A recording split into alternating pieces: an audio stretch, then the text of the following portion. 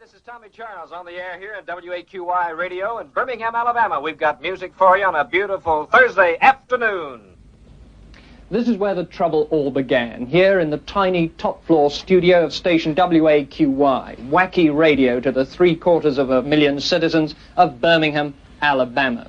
The Beatles, for a long time, have been able to say whatever they wanted to without any regard for judgment or maturity or the wisdom of it. And no one yet has challenged them to any tremendous degree where it might count. Judging that Lennon's remarks were absurd and sacrilegious, Charles banned Beatles records from his programs and decided to build a mammoth bonfire to consume the group's records and souvenirs.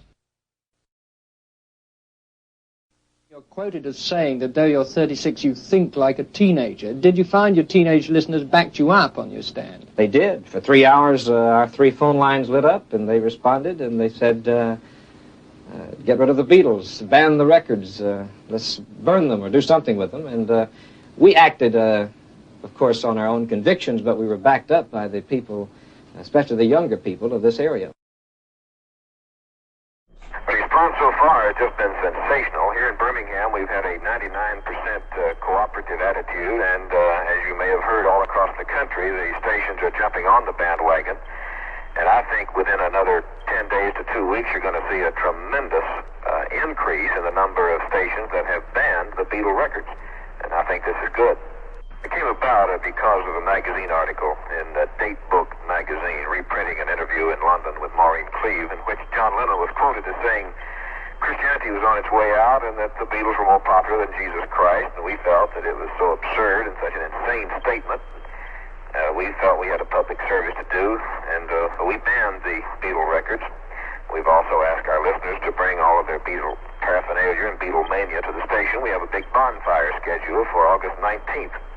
I just talked to the reporter, and he asked me about my religious affiliation and if I was a religious fanatic or something, and I gave him my answer that I was not, and I attended church sort of regularly, but this had nothing to do with it. It was just that I was completely revulsed by the idea that a group like the Beatles, who are idolized by so many young people, could come out and make a statement like this. I just think their responsibility should grow up with their success.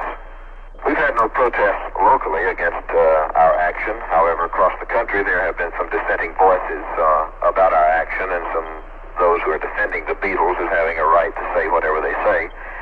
Locally, though, it's almost been 100% in our favor.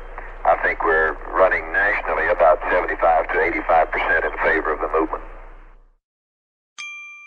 Sample complete. Ready to continue?